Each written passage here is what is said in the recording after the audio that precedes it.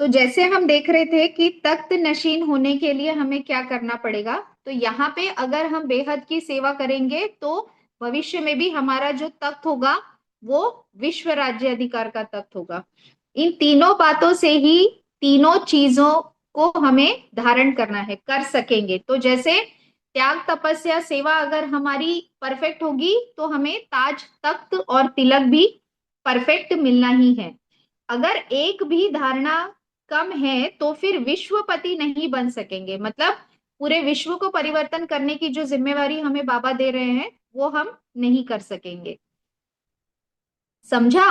तो इन तीनों गुणों की अपने में संपूर्ण धारणा की है। बाबा हमसे सवाल कर रहे हैं कि क्या हमें इन तीनों गुणों को धारण करना आया है, तीनों में से एक भी छूटे नहीं, तब शूरवीर का जो नाम दिया है वह कार्य कर सकेंगे। तो हमें अगर शूरवीर बनना है, जैसे महावीर शूरवीर बाबा हमें बोलता है, तो ये करने के लिए हमें क्या करना पड़ेगा कि ये तीनों धारणाएं परफेक्ट तरीके से करनी पड़ेंगी।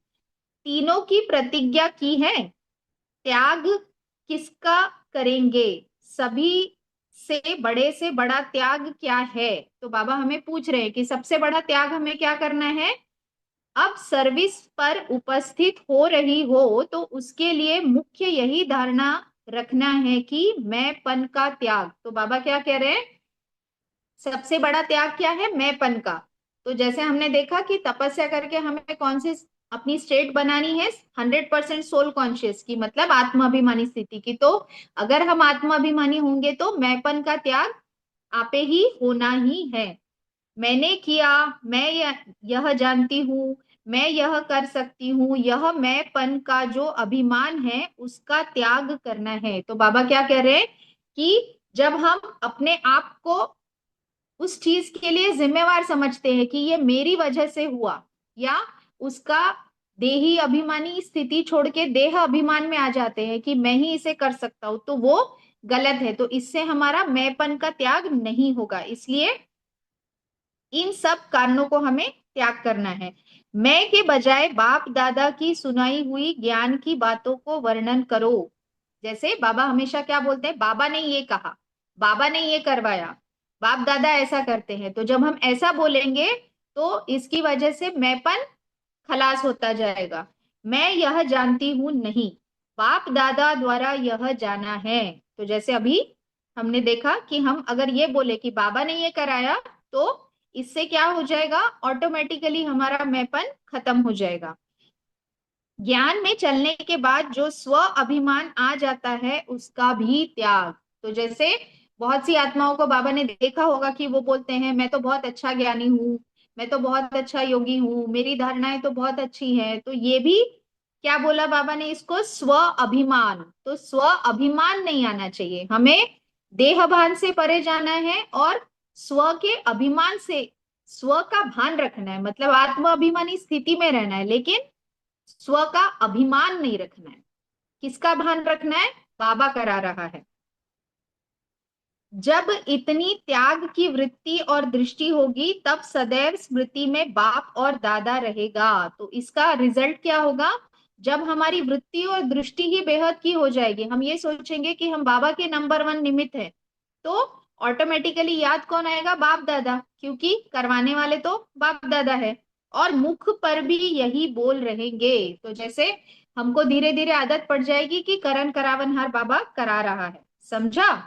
तब विश्वपति बन सकेंगी। तो जब हम ये सब कर लेंगे तो हम क्या बन जाएंगे? विश्वपति बन जाएंगे, विश्व की सर्विस कर सकेंगी। तो बाबा हमें एक सेंटर की या एक शहर की या एक देश की सर्विस करने के लिए निमित्त नहीं बना रहा। कहाँ की सर्विस करा रहा है? विश्व की सर्विस। अपनी धारणा अविनाशी बनाने के लिए व सदा कायम रखने के लिए दो बातें याद रखनी है। अब यहाँ पे बाबा हमें दो इंपॉर्टेंट बातें याद दिला रहे हैं, किसके लिए? अगर हमें अपनी धारणा को अविनाशी रखना है, जो ऊपर के पैराग्राफ में बाबा ने हमें धारणा समझाई, त्याग तपस्या सेवा और ताज तख्त तिलक की, उसको अगर हमें अविनाशी कायम रखना है तो हमें क्या करना पड़ेगा? कौन सी धारणा? विशेष कन्याओं के लिए है। एक तो सभी बातों में सिंपल रहना है और अपने को सैंपल समझना है। अब दो शब्द बाबा ने यूज किए, एक है सिंपल रहना और दूसरा है सैंपल समझना। तो सिंपल रहना यानी सिर्फ बाहरी तौर पे सिंपल नहीं, अंदर बाहर एक समान, जो बाबा बोलता है ट्रांसपेरेंट। और दूसरा है सैंपल समझना, मतलब किसका सैंपल है हम, बाप दादा का सैंपल है, बाप दादा का बनाया हुआ सैंपल है, तो इसलिए उनके श्रीमत प्रमाण बनना है। जैसे आप सैंपल बन दिखाएंगी वैसे ही अनेक आत्माएं भी यह सौदा करने के लिए पात्र बनेंगी। तो बाबा जैसा कहता है कि आप अगर स्वरूप बन के सेवा करेंगे तो सब आपको देख के ऑटोमेटिकली बनेंगे। इसलिए यह दो बातें सदैव याद रखो। अपने को ऐसा श्रेष्ठ सैंपल बनाया है, बाबा पूछ रहे क्या आपने अपने आप को ऐसा सैंपल बनाया है। जो अच्छा सैंपल निकलता है उनको फिर छाप भी लगाई जाती है। तो जैसे स्थूल रीति भी अगर कोई फैक्ट्री में कोई चीज बहुत अच्छी बनती है तो उसके ऊपर उस फैक्ट्री के नाम का ठप्पा लगता है कि भाई ये इस फैक्ट्री से बन के निकली हुई चीज है या इस कंपनी की चीज है। तो वैसे हमारे ऊपर कौन सा ठप्पा लगेगा, बाप दादा का अनन्य बच्चा, और ये ठप्पा पूरे 5,000 वर्ष तक हमारे लिए सबसे फायदेमंद है। आप कौन सी छाप लगाकर जाएंगी जो कभी मिटे नहीं। तो क्या छाप लगा रहे हैं बाबा, शिव शक्तियां और ब्रह्म कुमारियां, है ना। बाप दादा का अनन्य बच्चा कौन बन सकता है, जो सच्ची सच्ची शिव शक्ति बना हो या सच्ची सच्ची ब्रह्म कुमारी या ब्रह्म कुमार बना हो। साकार में दो निमित्त बनी हुई बड़ी अथॉरिटी यह छाप लगा रही है। तो 1970 की मुरली होने की वजह से उस समय जो दो बड़ी अथॉरिटीज बाबा ने निमित्त बनाई थी वो थी दादी दीदी। तो दादी और दीदी ठप्पा लगाएंगी कि ये बाबा के अनन्य बच्चे हैं। तो इसीलिए बाबा ने क्या कहा, दो बड़ी अथॉरिटी। तो हम समझ सकते हैं बाबा उनको बड़ी अथॉरिटी कह रहे, तो उनके ऊपर तो छाप लगी ना शिव शक्ति और ब्रह्मा कुमारी की। तो हमको भी ऐसे ही दादी दीदी के समान अपने ऊपर ये छाप लगानी है। इसलिए यह याद रखना कि मिटेंगे लेकिन कब हटेंगे नहीं। तो कब बन सकेंगे हम शिव शक्ति, जब हम मिटने के लिए तैयार हो जाएंगे, मतलब किसी भी सिचुएशन में अपने आप को मोल्ड करने के लिए तैयार हो जाएंगे, लेकिन हटेंगे नहीं, मतलब अपना जो बाबा से किया हुआ वादा है उसको तोड़ेंगे नहीं।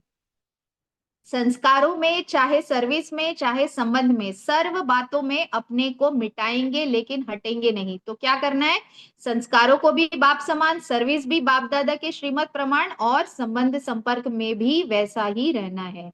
हटना कमजोरों का काम है। तो बाबा हमें क्या बता रहे हैं कि जो डर के हट जाएगा वो क्या कहलाएगा, कमजोर। शिव शक्तियां अपने को मिटाती हैं न कि हटाती हैं, यह बातें याद रखनी है। फिर इस ग्रुप का प्रैक्टिकल पेपर कब होगा, तो बाबा पूछ रहे हैं कि जब हम ऐसे बन जाएंगे तो प्रैक्टिकल पेपर कब होगा। अभी का रिजल्ट फाइनल का नहीं है, मतलब जो हम मधुबन में जाके अगर कोई ट्रेनिंग करके भी आते हैं तो वो हमारा फाइनल रिजल्ट नहीं होता। अभी तो पेपर देने के लिए जा रहे हो, मतलब जब हम मधुबन से कोई भी बात सीख के निकलते हैं तो हम क्या करते हैं, पेपर हॉल में जा रहे होते हैं। मतलब हमारी जो हर रोज की जिंदगी है वो क्या है, हमारा पेपर हॉल है। इसलिए हर सिचुएशन में हमें कैसे रहना है, एवर रेडी। फिर उसकी रिजल्ट देखेंगे। यह ग्रुप आगे कदम बढ़ा सकता है, बाप दादा ऐसी उम्मीद रखते हैं। तो बाप दादा हमेशा हर किसी में उम्मीदवार रहते हैं। इसलिए अब ऐसा समझो कि जो भी कर्म बंधन है उसको बहुत जल्दी काट कर फिर मधुबन में संपूर्ण समर्पण का समारोह मनाने आना है। तो जैसे प्रैक्टिकल हम जानते हैं कि कभी भी समर्पण अगर कोई बीके को करना होता है तो उसमें उनका ट्रेनिंग टाइम पीरियड होता है। उस ट्रेनिंग टाइम पीरियड में अगर वो पास हुए तो उस सेंटर की बड़ी दीदी या दादी उनको सैंक्शन करती है कि ये समर्पण के लिए तैयार हैं। तो इसीलिए बाबा ने क्या कहा, हमको जो लौकिक में भी रहते हैं तो हमको अपना संपूर्ण समर्पण समारोह कब मनाना है, जब हम लौकिक में रहते हुए अपनी प्रवृत्ति को अलौकिक बना देंगे। तो दोनों तरीके से ये चीज अप्लाई होती है। इस लक्ष्य से जाना है, मतलब हमारा लक्ष्य क्या होना चाहिए, हर लौकिक को अलौकिक में परिवर्तन करना।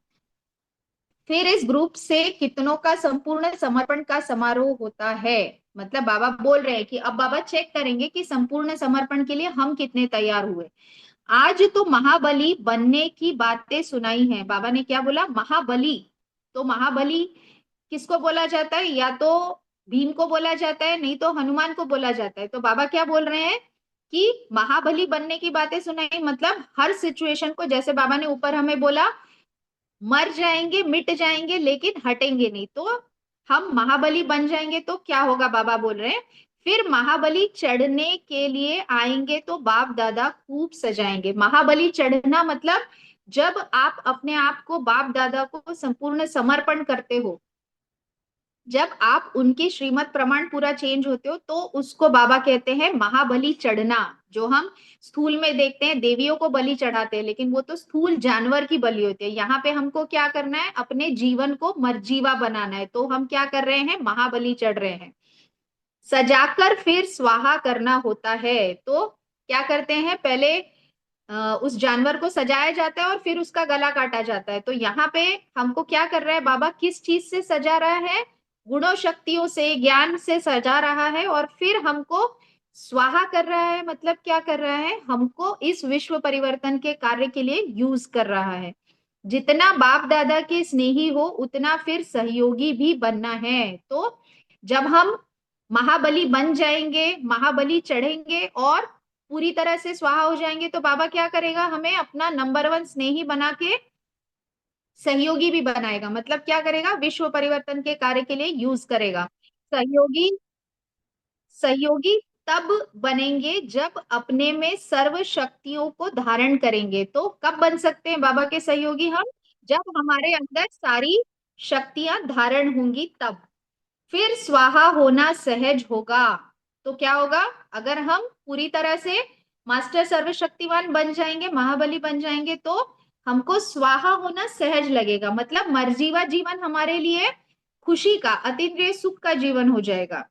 जो भी कोई शक्ति की कमी हो तो वह आज के दिन ही अपने में भरकर जाना। तो हम ये समझे कि आज हम ये मुरली पढ़ रहे हैं, तो आज से आगे हमें अपनी हर शक्ति को संपूर्ण करना है, क्योंकि हमें क्या करना है, बाबा के साथ में स्वाहा होना है। कोई भी कमी साथ ले न जाना। अभी सिर्फ हिसाब किताब चुकतू करने जाते हो।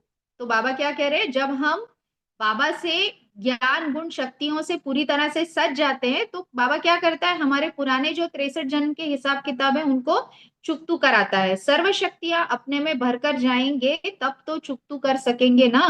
तो बाबा क्या कह रहे हैं, जब हम मास्टर सर्वशक्तिवान बन जाएंगे, जब हर सिचुएशन में हम अपनी कोई भी जिस शक्ति की उस वक्त हमें जरूरत है, समाने की शक्ति, समेटने की शक्ति, सामना करने की शक्ति, परखने की, निर्णय करने की, कोई भी शक्ति की अगर हमको जरूरत है, तो हम उस समय उस सही शक्ति को यूज करेंगे।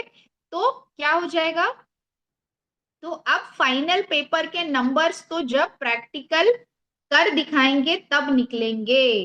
तो अगर हम हर शक्ति को सही समय पे सही तरीके से यूज करेंगे, तो हमारा फाइनल पेपर कैसा होगा, पास विथ ऑनर्स का होगा। अच्छा, तो विश्वपति बनने की सामग्री के बारे में हमने देखा। अभी थोड़ा समय